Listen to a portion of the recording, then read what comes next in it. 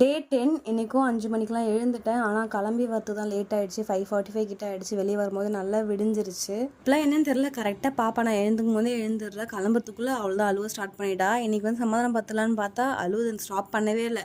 அதுக்கப்புறம் எங்கள் மாமியார் கிட்ட தூக்கிட்டு போய் கொடுத்து அப்புறம் அவங்க பார்த்துக்கிட்டாங்க. அப்புறம் நான் கிளம்பி வந்துட்டேன். இன்றைக்கி 10,000 ஸ்டெப்ஸ் முடிக்க முடியாது தான் நினச்சேன். ஆனால் வந்து சூப்பராக முடிச்சாச்சு. இது வரைக்கும் 1 டிஜிட்டில் இருந்த நம்பர் வந்து இப்போ 10 டபுள் டிஜிட்டாக இருக்குது. டைப் பண்ணும்போதே ரொம்ப சந்தோஷமாக இருந்துச்சு. 10 நாள் வந்து நான் முடிச்சிட்டேன்னு சொல்லி 10 நாள் தான் இருக்குது. ஆனாலும் அவ்வளோ ஒரு எனர்ஜெட்டிக்காக இருக்குது. காலையில் வாக்கிங் போனால் தான் நான் டேவே கம்ப்ளீட் ஆன மாதிரி இருக்குது. இல்லைனா ஒரு என்னமோ மாதிரி இருக்குது. இன்றைக்கி வந்து ரொம்ப நடந்துட்டேன். செம்ம டயர்டு.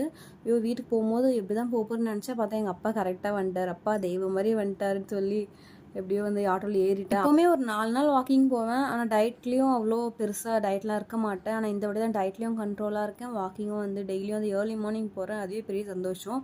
கண்டிப்பாக வெயிட் லாஸ் பண்ணிடுவேன்னு சொல்லிட்டு முழு நம்பிக்கை இருக்குது.